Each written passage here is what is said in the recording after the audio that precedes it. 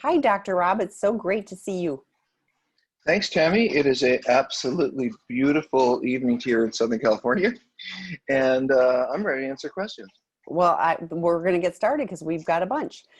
I recently started seeing a CSAT, but I'm having a hard time judging her skill or experience level. Can you suggest some specific questions to ask a CSAT? I'm thinking any therapist to get a good idea of how experienced or effective she or he may be. Thank you. Well, first of all, let me just explain what a CSAT is. There are certain people who are trained by Patrick Carnes in the treatment of sex addiction, and he gives a certification. And it's kind of become a standard for some folks because it was the first one and because Patrick is really the leader in the field. So, but there are other trainings, there are other people who are well trained. You know, it really just, to me, it depends a lot on the skill and the awareness of the therapist. But the CSAT does offer them a guide that a lot of therapists, as smart as they may be, they don't have. But you know, Tammy worked for this organization for 15 years and with Dr. Carnes before we started working together. So maybe you could, I think you could answer that question so much better than I could. Well, one of the things I always ask, or no, I always suggest that people, when I do receive a number of people asking me for referrals, so I will give some specific information, but I always ask them to find out what their feeling is on codependence, because I really feel strongly for that. And here's why. I have so many partners that reach out to me who have gone to a CSAT therapist, or their significant other is going to a CSAT therapist, and the partner is still being blamed and victimized and villainized and everything else. And so I think getting that framework, I think it's fair to ask, you know, how long they've been doing this work. You know, what is, if they mostly are a generalist and they dabble a little bit in this, that's very different from those that this is really what they do day in, day out. Find out if they've got groups. I think that's a really important aspect. And if they're just doing individual because they only have one or two clients that they sort of dabble in, that isn't going to give you as much experience with that. Find out who they work with as far as, you know, if you're in a relationship, it's really important that your partner have a support therapist as well. So find out how they work with others. You know, there's all kinds of, it's more than getting the letters behind their names. There are, I love the CSAT community, and there are some people I would refer, you know, my loved one and my friends to, I would go to myself. And then there's others that I would not, you know, they got the letters behind their name, but that's kind of it. So I think I love that you're asking the right questions. You know, it's important to know the level of skill, but also how they interact with you. I'm always concerned if they say, I love my therapist and that's all, because particularly with addiction, if they're not holding your feet to the fire, you should respect them. But if it's just like, oh, you're doing great, that's probably not going to be as helpful for you as well. So thoughts, Dr. Rob? I think it's very difficult to find someone how do you meet someone? And it's almost like saying, okay, you seem like a nice person. I know you're going to be my friend. You don't really know that. So part of it is, though, do you get along? I mean, just in the terms of the therapy part, if I don't feel comfortable with someone, if I don't enjoy just sitting with them, if I don't feel the sense of kind of warmth and caring coming from them, those are just standards to me. I don't care. And by the way, there's a lot of research. I don't know if I told you this, Tammy. The research on psychotherapy is that it really doesn't matter what form that you do. I mean, it does in certain populations, but with most people who come into therapy, you can do different modalities, do different types of therapy. What is much more effective and most important above all of that is, do you and the therapist get along? And if you and the therapist feel comfortable with one another, then a lot of work can be accomplished in a lot of different areas. So I think just to say that's an essential. You don't want to go to some stuffy person you don't like talking to, or you feel like I've heard clients say they feel like they're under a microscope. You know, I don't think that's what you want. But the other thing is, you're not looking for a friend, as Tammy would say. You're looking for someone who gives direction, who understands the problem. You know, here's a quick and dirty thing that I might ask. What books have you read about sex addiction, and what perspective, every client who comes into therapy should expect to understand the outcome while they're in it. So we do treatment plans. It's our requirement as a therapist. If you say, I'm coming in with this problem, I'm going to sit down and say with you, okay, what are the 4 things that we want to work on? And what are the 3 things we want to have accomplished by the time you leave here? And we should be constantly referring back to that plan. Like, are we on the mark? Are these still things you want or want to work on? So, you know, that you should be able to ask the questions, and even during the process say, you know, this doesn't seem related to what we were working on. Can we get back to it? Then you have a plan and a roadmap. And I think any good therapist is going to be glad and say, let's sit down and make a treatment plan based on your situation. Put it on the refrigerator. You know where we're headed. And to your point, Tammy, I think there are situations like if someone dies, or you know, you have this incredible life change that might involve really coming to terms with something, that people who are just listeners, people who can just say, you know, I really hear how hard that is for you. That is really important. In other words, sometimes you and I aren't fair to the therapists who aren't as directive, when people have the kind of problems that we treat, real behavior problems like alcohol and drugs and sex and porn, and they need a lot of direction. It's a different kind of model. And I wouldn't expect to go to someone if I had just experienced the loss of somebody important to me and expect them to say, read this book and go to this meeting. And, you know, that would make me very uncomfortable. I would want someone who's going to say, wow, I'm so sorry that happened. And what kind of support do you have? And, you know, so the method should meet the problem. And when Tammy and I are working with therapists who are working with addiction, we expect that they're going to be a little bit more like a medical, you know, this is what you need to do. And let me here's like almost like a prescription. And if you're with someone who's just, you know, gee, I'm so sorry that's going on, and how are you feeling, and how can I support you, without any real container or structure or focus, you're probably not with the right person if you're dealing with an addiction. Does that sound right? No, I Okay. agree. And yes, we deal with this slice of reality. And Right. so, yeah, our perspective is different than, like you said, somebody who's, you know, a grief therapist who helps, you know, bereavement, hugely And needed, very different skill. and another thing, a lot of us have trauma, and underlying trauma is a huge issue. So, you know, I might take, I'm just teaching guys a little therapy. If I were working with you for 3 years as an outpatient therapist, in the beginning, if you're an addict, I might be, do this, do that, stop this, stop that. But after a year or so, once you're doing that yourself, you're getting yourself to support, you're calling yourself on your own stuff. You don't need me to take that job anymore. Then I can be more like, wow, how was your day? What's going on with you? I can shift as you become more able to take care of yourself in a way.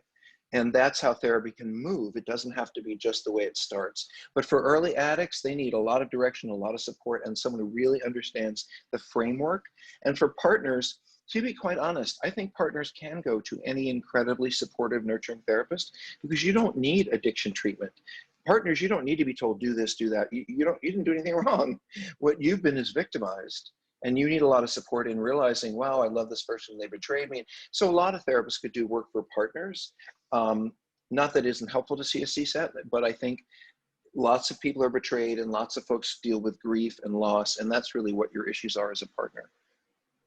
Thank you. Okay, so next question. Hello, I'm wondering if there's ever a point where you get too deep into temptation and you feel the only choice is to give in, or is that tricks the addictive brain plays on us to think we cannot handle temptation? Wow, I'm not even sure how to answer that. Tammy, can you maybe put that in a different way or something? Because I'm not So sure. my thought was I've let it get too far down. I didn't address what was tripping me up back here, the triggers that were, you know, like I was like, you know, the hungry, angry, lonely, tired, you know, that type of thing. I So let I had a myself fight with get too, somebody. So yes. my spouse and I had a fight, and I go off in a huff and I say, well, I deserve to be able to go look at some porn or whatever. And then what is the rest of the question from Well, there? it's like, is it, do you get too far down? So like now you and your spouse have had this fight, and now I deserve to go watch porn, you know, and so I'm just going to do it. But the question is, or is it the trick the addictive brain plays on us that there's like, now that it's too late to stop. I just have to go do this. Ah, I know what they're saying. Yeah. So there's a term we use. Please excuse the expression. This is a not GP term. It's called the fuckets. And almost all addicts know this experience. It's the, you know what, I've gotten this far, fuck it, I'm just going to go ahead and do it. Or, you know what, they've made me so mad, I just forget it. And, you know, it's interesting, there was a word in there, something like, I don't know what it was, should I just come down or get down, or something in the language. I don't know what the word was. Or is the tricks the addictive brain plays on us to think we cannot handle temptation? Yeah, I think the thing to do is get on your knees and pray. And I'm not a big religious person, but the first thing that crosses my mind is you need help right in that moment, and you need help from a lot more than you can supply in those moments. Um, but you know, of course, I mean, this is a tricky question. Are there times when you're right in the middle of it that you're not going to be able to get out of it? Of course. But does every addict want me to say that? So you can say, oh, well, I was already at their doorstep. I mean, you know, how do you define? I was thinking about it, so I was too far along. These are things I think to talk to a sponsor about. If someone else in your recovery, someone else in your group is able to say to you, you know, I think I could have gotten out of that situation, then you probably need their information. So I don't know that you can get this alone, and I don't know that you can get this from us. I think this is the kind of information you really get from peers who are dealing with the same stuff in the world that you are. What do you think, Tammy? I was thinking of the circle, you know, like, because I'm like, you've slid through the middle circle and you're going right for the inner circle.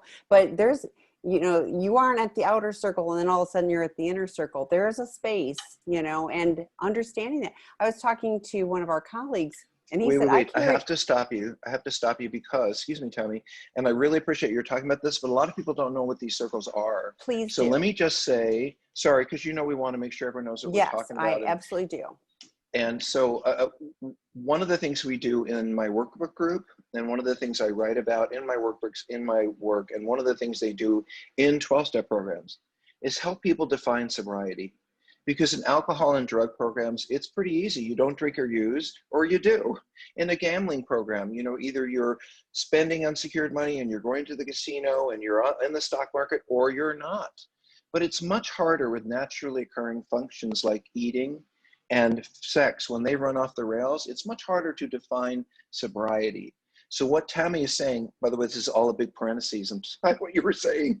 What Tammy was saying is that, you know, we set boundaries, that we do it in circles. So we did one circle of a boundary is a behavior that we never want to engage in again. It's our absolute bottom line. And then another set of boundaries is kind of what Tammy is talking about, sliding through, which is your warning signs, the places and situations where you know, oh, I might be in trouble here. And then there's an even larger circle around that, which is about life's joys and how to make it work. But we actually, and by the way, this ties into the kinds of therapy that we do. It's very structured. We're making plans, we're making, I mean, this is not woo-woo therapy for a reason. If you folks knew, you addicts, if you knew how to do this, we wouldn't have to teach you. You know, we have to reteach you how to think, how to look at your thinking. Anyway, so I'm sorry I took all of that away from you, Tammy, but I wanted people to understand that when we're talking about circles, we're talking about how someone defines what it means to either have followed their plan, you know, 60 days, 90 days, 100, or they are not sober. Yes. And to my point, tying very much into that is it isn't like everything is good. I'm really chill and zen. Mm. And then the next thing I know, I'm in trouble. There were signs along the way. There were big signs going, watch out, watch out, watch out. And I ignored every single one of them. And, you know, before I fell off the cliff, you know, so it's one of those things where I agree, community, having a plan, learning the tools. So really invite you to join the drop-in groups.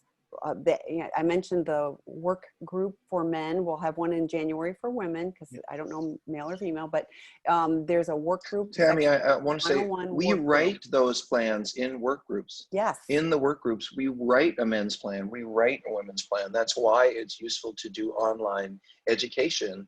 We don't do that work in therapy. That's more something you should do at home, but we actually create that stuff.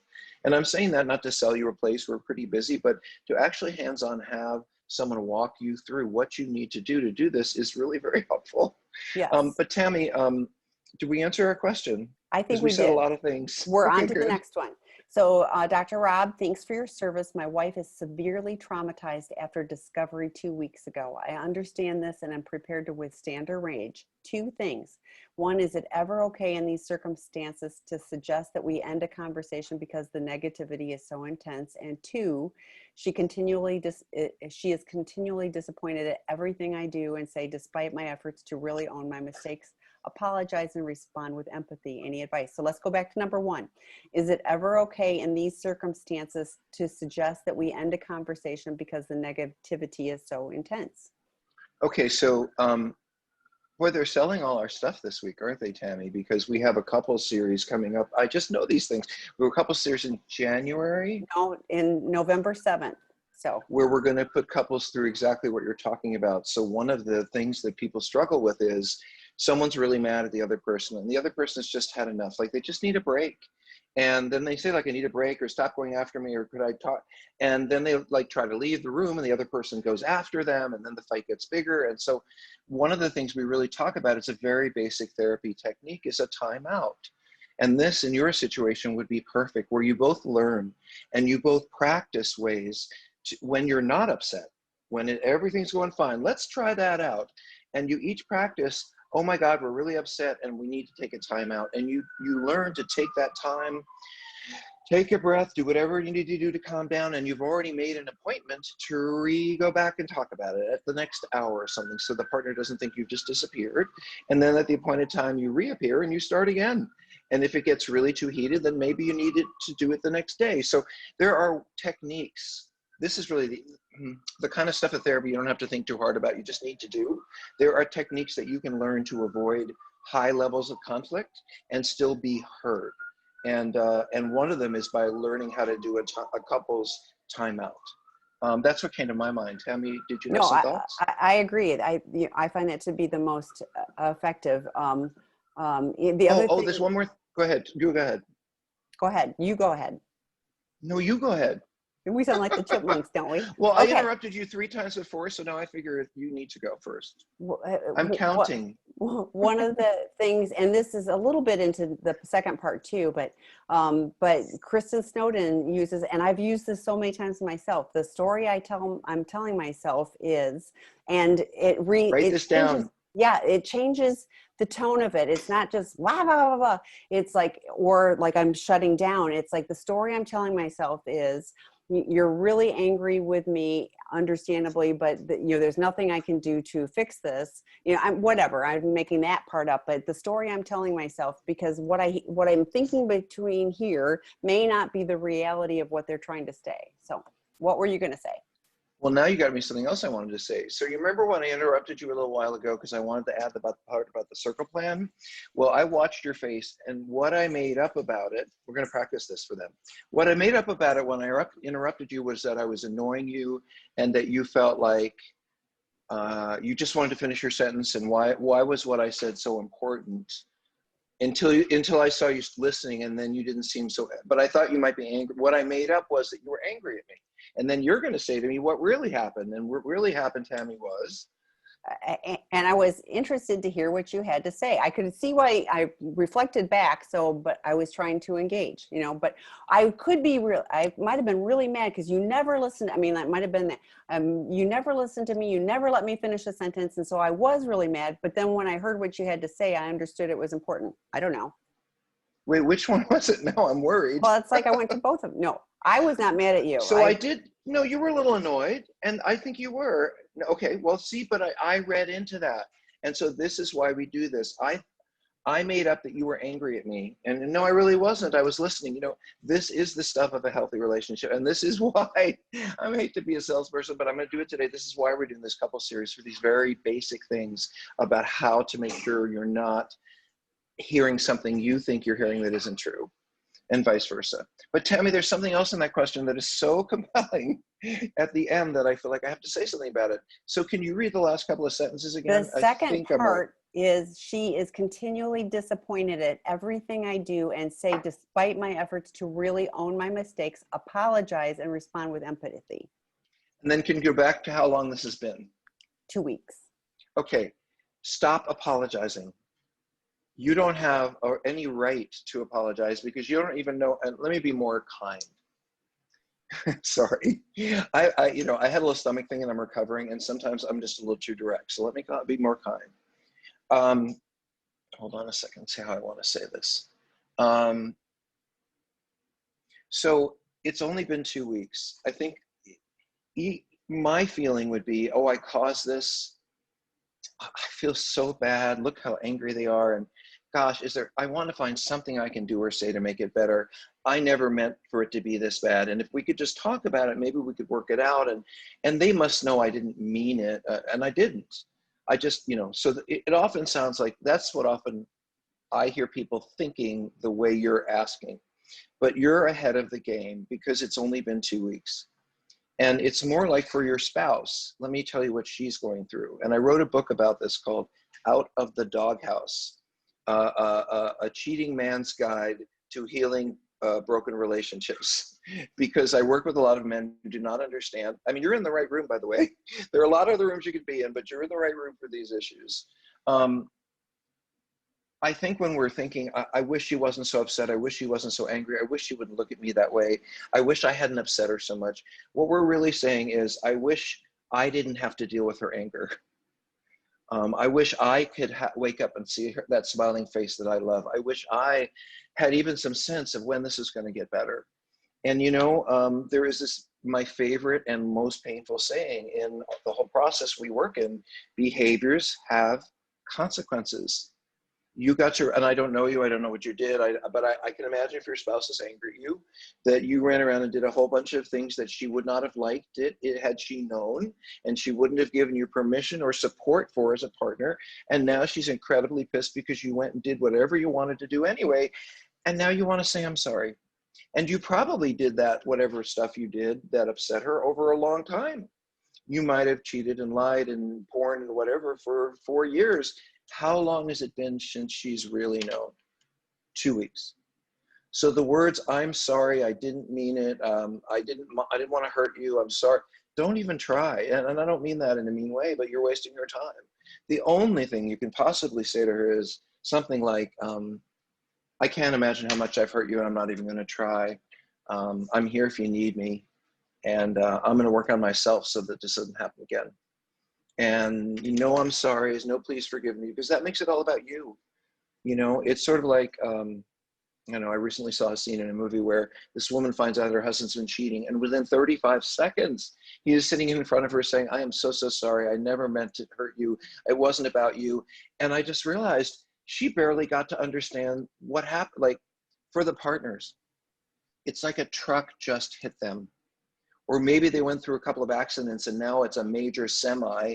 They don't know what just happened to them. They don't know the license plate. They don't know if they're going to live or die. And you're saying, please forgive me. And the truck driver too. That's just, they need time. And during that time, they're going to be angry and they're going to be hurt. And as I say many, many times, a partner's job in the first year during this experience, even in the best of times, is to be angry at us and to decide whether or not they want to stay with us. That's the only thing they need to do, except get a lot of support for themselves. But in terms of us, they don't need to forgive us. Not for months and months and months and months and months. So let me slow down and say this. For all of you people who've hurt somebody else who are here today, I feel your pain. I know how much, look, I know what remorse feels like.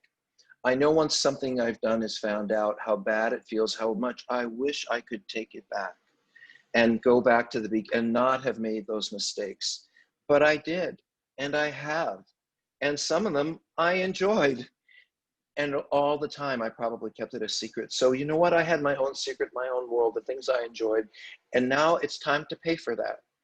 And unfortunately, what I'm paying in is in the loss of the kind of trust that is the most important thing for me. I have hurt the person or the persons that I love the most. Welcome to being one of us. It's pain that helps us grow. And I hope you make use of the pain you're having to never have to hurt her again. And that is one thing you can say. Not that I won't ever hurt you again, but I will do everything I can to not hurt you again. And Tammy, I went on and on, but I had feeling. No, no, I had no. feeling. I was verklempt. I'm 100% engaged. So what I'm hoping is that she is also listening to this, and that she joins the Betrayed Partner group. There's an old lady They're talking free. tomorrow morning. They're free. Yes, they're free. And then there's another one on Wednesday afternoon. So on sexandrelationshiphealing.com under events, you'll see all the different options. Men's groups, women's groups, there's all kinds of stuff, all free. They're all free. Yeah. Please, I hope she finds support, within those. So. But let me say why Tammy's saying that. Just I really want to kind of Tammy, I'm going to slow this group down a little bit, even if we don't answer lots of questions, and just define some things more clearly. We don't tell you partners to seek out other partners just because we want. Here's what I hear a lot: we want you to listen to a lot of other women who are miserable and suffering. I know it feels like that. Like I'm in the pity pot with a bunch of other women who are in the pity pot, and I just feel worse because I'm listening to their stories, which are as bad as mine. And we're not doing that to make you miserable. What we're doing, why we encourage you to join other groups, even if you don't say anything and you just listen, is it's important for you to know you're not alone. It's important to know you're not the only attractive, smart, middle-aged, young, old, person who's someone that they love did this to them. You're not the only person who thought they would never do that to me, and then they have. It's really important for you to feel what it's like for other people to go through that, so you can know you're not alone, and that it's not your fault. Even though you may say, I had nothing to do with this, there is always a part of us that says, if I could have loved them differently, if I'd been thinner, if whatever. And if you're in between saying screw them, by the way, you also have needs as partners that you cannot meet on your own. You've been being abandoned and being lied to and being distanced from for a very long time. And what you need now is a lot of support. So we offer all this free support so that even you partners who don't have the money or the resources for therapy or you can't get to a 12-step, can go and talk to other women. And maybe have other women as role models, because their pain is maybe 6 months or a year older than yours, and they have been working on it, and they can help guide you. It's everything about helping you find support from each other, even though that's uncomfortable. And who would want to sit with a bunch of women that I don't know? Any thoughts about that, Tammy? Yeah, I want to add, because sometimes people go to the groups and the first thing they feel is discouraged that there's other people, and that some of them, they're comparing negatively, like, oh, that person's been dealing with that for 2 years or whatever. I can't deal with it for that. And so they're missing the opportunity to connect, with other people who can help support them, regardless of what they choose to do. Not everybody chooses to get help. So many of the partners are there despite the fact that their loved one is choosing to not do anything different. So they're just looking for support. So go for support, look for where you can connect. Don't take on, no one ever recovers. Lots of people do. And there is hope. And regardless of whether your loved one gets help or not, there's still support for you. So. Let me just add one thing to that, Tammy, because I think it's a universal experience for people to walk into a 12-step meeting who've never been there, and they're embarrassed and they're uncomfortable, and to look at the worst person and say, oh, I'm not like them. Thank goodness I'm in the wrong place. With the sex addicts, it's often, or the porn addicts, or the guys who have a lot of affairs, they're looking at the person who's engaged in illegal behavior. And, or cross that line somehow. Like, I don't want to be in the room with him. I didn't do anything like him. Did you lie? Did you cheat? Did you betray someone? Did you break someone's trust? Did you break a commitment you made? So their behavior may have been worse legally and more harmful to other people, but the theme is the same. You're in the right room. And by the way, it's much harder to look for the people who are like you. And because those people we don't want to hear, it's like, oh, I don't want to be like that. Anyway, I do think hanging out and being willing to sit and listen in circumstances that are often very uncomfortable, for us, I know Tammy and I have been a great source of healing. Yeah, and to tag on to what you're saying, I always say connect with people at the feeling level. What, are you, the shame, the guilt, the whatever, the hurt, all of those things, I can relate to that, even if I don't relate to the circumstances. So. Now I'm caught up in the chats, Tammy. Okay, I'm ignoring the chats because we've got so many in the questions. So if you're putting stuff in the chats and it's questions, I'm not going to get to it. Hey, Dr. Robin Tammy, I'm in a tight situation. My brother visits home 2 to 3 times a week. He brings his personal and work laptop along with his phone. This is very tempting to me, and of course I cannot tell him to not visit. He needs his laptop for business, so I can't tell him not to bring that. I've considered to move back on my own so that I'm not around so much temptation every week. Is this a good idea to remove myself like this, or should I find other solutions with my therapist first? I was planning to move out on my own anyway, spring of next year, and I'm not sure I can go that long with laptops around me weekly. Can you give me a little bit more Yes. tight So, synopsis of so this? two things come to mind. Here's what I read into this is technology is coming into the home, and this person is looking to avoid it, but also considering moving out because then there wouldn't be temptation. And I'm going, there's going to be temptation wherever you go. So learning to deal with that will be in my opinion, the most helpful. Getting a plan, and I hear you saying I can't tell him to not come home, but can you tell him your laptop is very triggering to me or very tempting to me or whatever? Can you please secure it when you're not using it? There's other ways to handle this. I'm one of my addictions is alcohol. Oh my gosh, I could get alcohol anywhere, anytime, it doesn't matter. So I had to learn to manage my behavior and take care of my temptations rather than trying to cleanse my world of all things that I might be tempted by. So that was my thought. Well, how about you, Dr. Rob? Well, I'm thinking on one hand the technical, and I'm thinking on the other, because my husband's a techie, and I'm thinking on the other hand about the therapy piece. So let me do the technical first. I'm reading this person's question, and he says, I think it's a man, I assume, that the phone is tempting to me, his laptop is tempting to me, which I'm thinking it means I might get into porn or I might get into Right. behavior. Is that what you think it means? That's what I read. And I don't, okay, well, Tammy, if you picked up my phone, you wouldn't be able to use it because you don't know the code. And if you held up my phone, it wouldn't open because it doesn't know your face. So I don't understand why anyone would, first of all, why anyone would walk out around with an unlocked phone, your brother, anybody in the world. And if you wanted to be, pardon me, if you wanted to be a little manipulative, you could say to your brother, I worry that you don't have a lock on your phone and your computer. And, and let me show you how to do that. And let him put his own number in and then you can't get in. That would be one manipulation way to do it. Another way to do it would be to say, what my issues are. And it would make it a lot easier, because he may not. That's why I said that, Tammy. And he may not be ready to tell him, or he may not be able to, oh, that's a good one. Do you realize, okay, first at the lock, okay, why does he even have something that doesn't unlock? Every device I have locks itself in 30 seconds. The other thing is, have you thought about how it would feel for your brother to know that I don't know who this person is. Oh, I guess his brother, that his brother is going through his things, is using his things, is taking advantage of him. Oftentimes we're just thinking, as you are, and I really appreciate that you are, I want to get out of this, I don't want to do this, me, make sure. And you're right to think all that.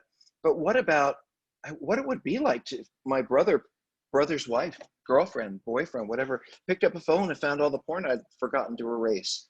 What would it be like? What was it like if maybe his wife tracks his phone? What if his kids pick up the phone and they're, I think it's important to think beyond yourself, and how I'm glad you're thinking of recovery.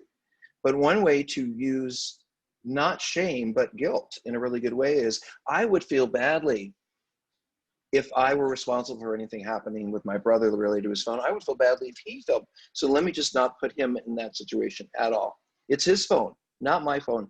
And you know what? Here's a great answer. Tammy, you're going to love this one. You can look at all the porn on your brother's phone that you want. You just have to ask him. If he says to you, oh, go ahead and use my laptop, look at any kind of porn you want, it's fine with me. But you don't get to pick up his laptop and use it just because you feel like it. It doesn't belong to you. And if it doesn't belong to you, then you have to do whatever you can to make sure you're not around it, you're not near it, it gets locked up. And by the way, there's nothing with good old accountability, which is, you get home and your brother's home and you call someone and say, there's that phone and I'm not going anywhere near it. When I go to bed, I'm going to let you know I didn't go anywhere near it. And the next morning, if the phone's still there, you make another phone call. Sometimes I hear, and I have a lot of respect for this person, I really do. Can I just say something, Tammy? Do you mind? Please. Just something. Okay. So I have an old story, which may or may not be useful, but it's really old, and I'll tell you why. Because it involves Virgin Records. And Virgin Records in Los Angeles was, I'm sorry, let me try again. This is how old it is. Tower Records.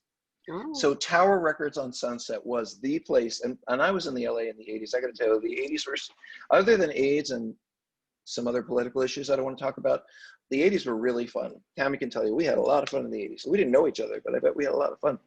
And the music was fun and everything was fun. And we had great places to shop for records. And one of them was Tower Records on Sunset, which you've seen in lots of movies. So anyway, I was running group therapy maybe 15, 20 years ago. Long time. I've been doing this work a long time. And I had a client come in late for work. I mean, late for work group, for the group. And why was he late? Because he had been in Tower Records shopping, buying stuff, which we don't do anymore. And he was so mad when he got into group. And it was, you know, we just like let him be late or whatever. What's going on with you, Joe? Why you're sad? He said, I can't believe it. This woman was wearing this crop top and this like jewelry that pointed down to her chest and these short shorts. Doesn't she understand what I'm trying to work on? Like, how can she walk around like that? And I feel a little bit, just a little bit of that in this phone thing. And I haven't told that story in such a long time. So Tammy, can you help interpret all of that for me? Why I brought up that my story? take is that everybody else in the world is responsible for, like, that woman was specifically dressing in an enticing way to him, and it was for him. Yes, and there was, you know, like, she probably intentionally, when she got dressed that morning, went, there's going to be a guy at Tower Records later who's going to, you know, be late for group because he's going to be tempted because he's looking at me. So probably that's not. a little narcissistic. Yeah.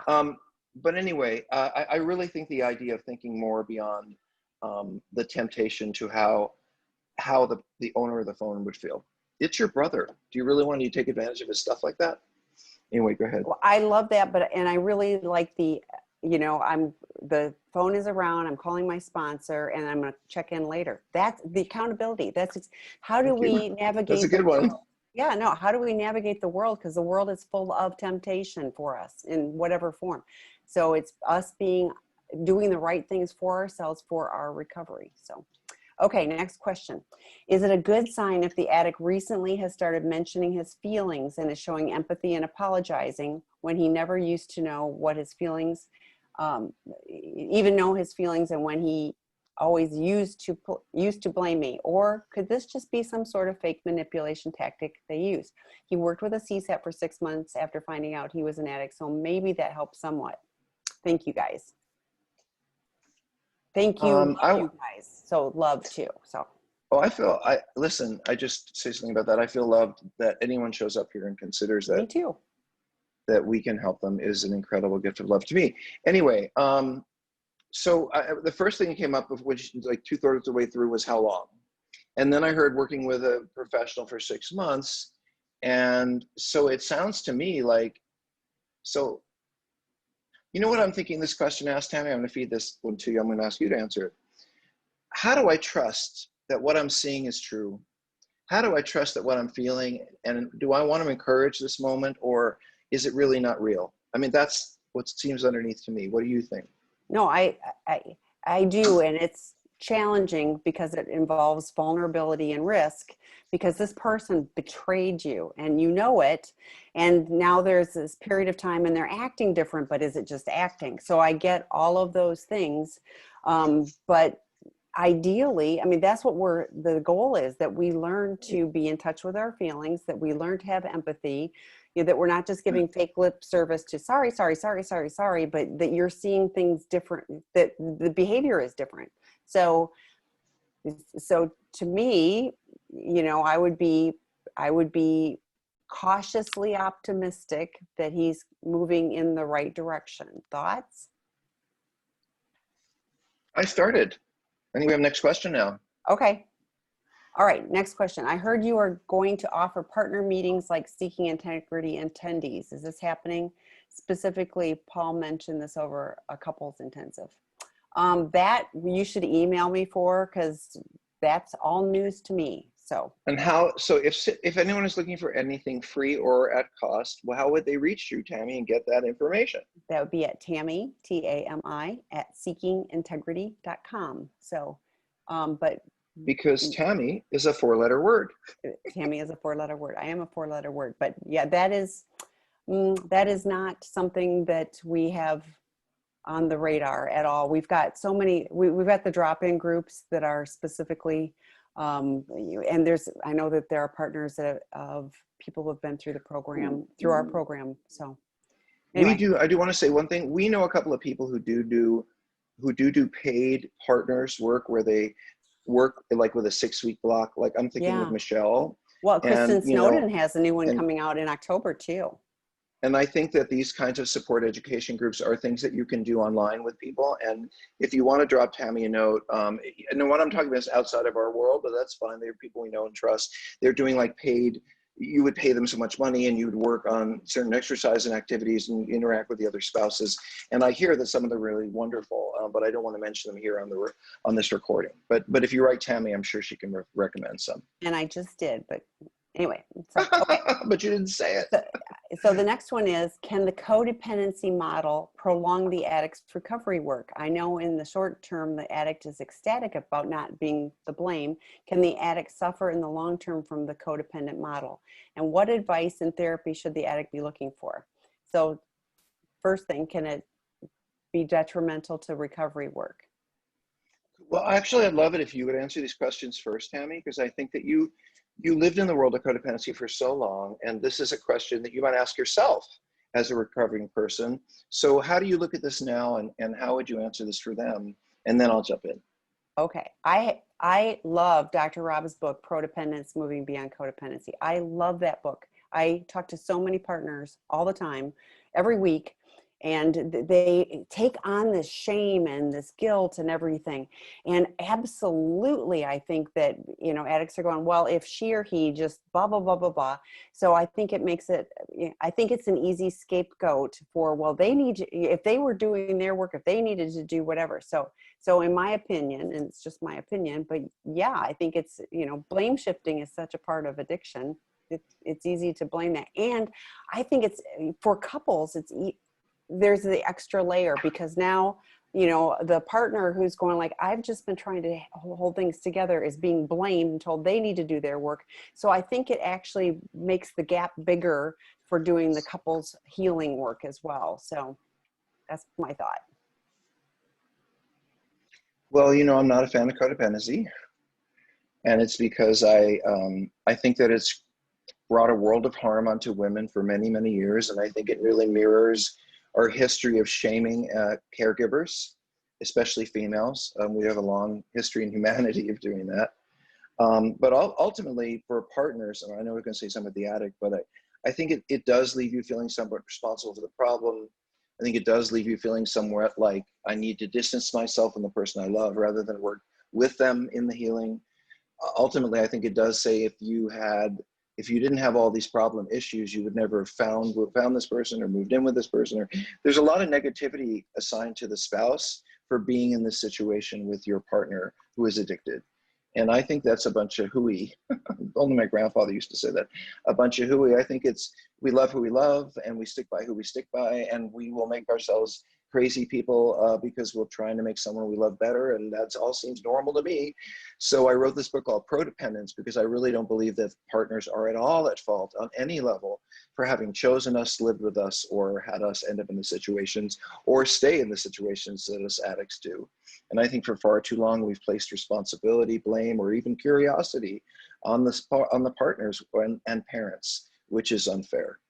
But to answer your question, I don't like the codependency model in terms of the addict's perception, because what the codependency model says is, if I'm a partner, I'm with you because I was traumatized in my early life, and you appeal to me, and because you and I both have trauma. And codependency also says, but once you act out your trauma, I have a chance to work on my own and get better. And if I get better, I may not be with you anymore, and I'm just going to move on. So in essence, the addict under the codependency model is left with this feeling of, gosh, if I don't work hard enough, she could leave me. They were never with me for the right reasons in the first place. They were only with me because of my problems and their problems now.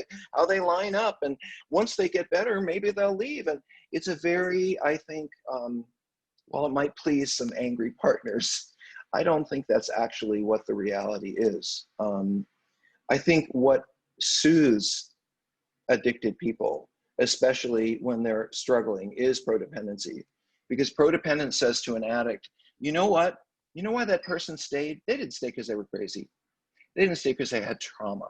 They didn't stay because there was something wrong with them. They stayed because they freaking love you.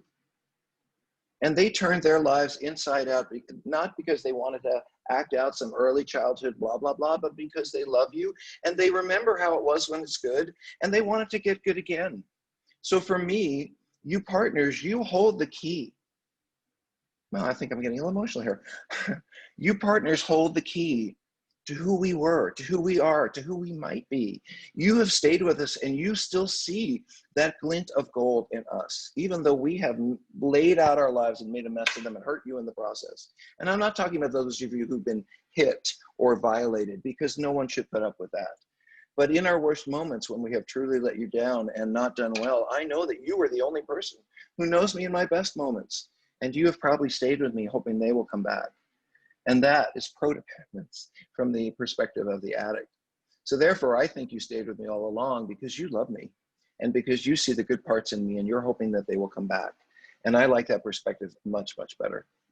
What do you think, Tammy? Me too. Ditto, ditto, ditto. So, okay, next question. What is your recommendation for couples who have no CSAT therapist within multiple hours drive? We are trying to manage our individual therapists and couples therapists as well as we can, so we can work through all this stuff. But it's a little challenging when we're explaining the processes to them and the psychological theories behind each process in order to get them on board with us. Lack of financial resources to pay folks out of pocket is a major inhibitor for us, but we really want to work through all this with some solid guidance. Well, I don't know what state these folks are in, but almost every state in the United States has some people who might be able to help you. We know pretty much people in the 50 states and all over the world, pretty much, although we're struggling finding people in Las Vegas. What a surprise. But in any case, we know people all over the place. So to answer your question,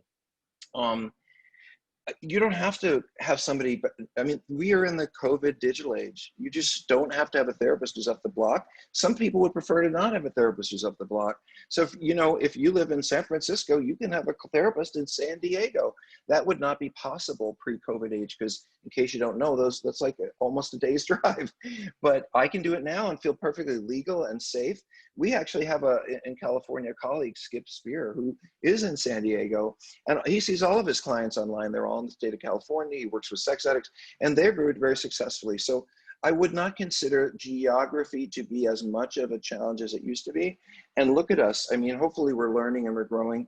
I mean, we can't see you guys, but there certainly could be 2 therapists and 2 clients up here working together, and that happens all the time today. So I think it's a different world, and if you want a referral, you can write Tammy at seekingintegrity.com. She'll probably find someone. Can you find someone to pay us $10 if you refer and they take the client, Tammy? Oh, that's not legal, right? That would be Okay, not legal, and I would never do that. So, too bad. So here's my thought on this too. So first of all, I love that you're bringing your therapist along, and honestly, for a couple, no, really, I mean, like, they're doing a great job. We're explaining the process to them. Look what you're learning, and you guys are working together to get there. So as far as a couples therapist, at a certain point, working on some couples therapy, but consider the couples workshop online. It's not a therapy, but check it out. There's 6 sessions, and it may give you some useful tools that you may find really helpful. So check it out. So that I will put the link, but it's on. No, I already did. It's on Seeking Integrity. But otherwise, go ahead. Go ahead, Tammy. I was going to say, otherwise, the 2 of your therapists doing conjoint therapy can be really helpful. You've brought both of them along, so having them do conjoint couples therapy, as you need it, may be another useful item. So. Well, thank you, Tammy. I knew you were going to get there. You may not need that third party. If your therapists are willing to work together with the 2 of you, I think it would cost a little bit more, but you wouldn't have to introduce someone due to the problem. Your therapist would get to hear each other, what the other is dealing with. And, there shouldn't be a lot of secrets. I mean, certainly there are personal things in your therapist wouldn't come up, but the 4 of you should be able to be in a room in a very productive way. And with Zoom, you can do that.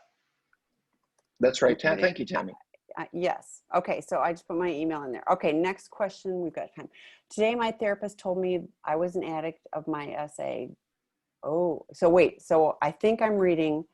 This is a partner and the therapist. This is, so Dr. Rob does these presentations. He's got a slide and this sets my hair on fire. I think my hair just went on fire. So today, my therapist told me I was an addict of my SA. right? Am I reading that right? I do not I didn't agree. I'm read. an addict. I feel it is due to love as we have been together 15 years. This is a partner. Do you believe that the betrayed spouses are addicts too? I know you are completely against codependence, so I guess you believe I'm not an addict too.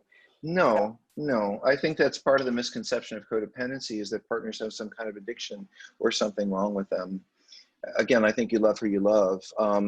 I think that what happens for your partners, and this has been written about, not called codependence, but called co-addiction. And it was written about by Claudia Black, Dr. Claudia Black in the 1970s. And she had this concept of that partners, let's say the partner of an alcoholic is addicted to the alcohol, just like the other, only, you know, it's kind of like I'm obsessed with their drinking. Or in our case, it's I'm obsessed with their phone bill and their email and what's online and what they've been doing. And, you know, I just want an encyclopedic knowledge of everywhere they've gone. And that's what happens to the partners. I'm not actually obsessed with you, my husband or wife. I love you or I hate you, but I'm not obsessed with you. I'm obsessed with what the heck's going on here. What are you disappearing into? What the heck, what don't I know about? What are the secrets? And that's really what sort of I would call is the direction of the focus of the partner. But let me say this, and Tammy never hears me say this, because partners are not addicts, partners get different treatment.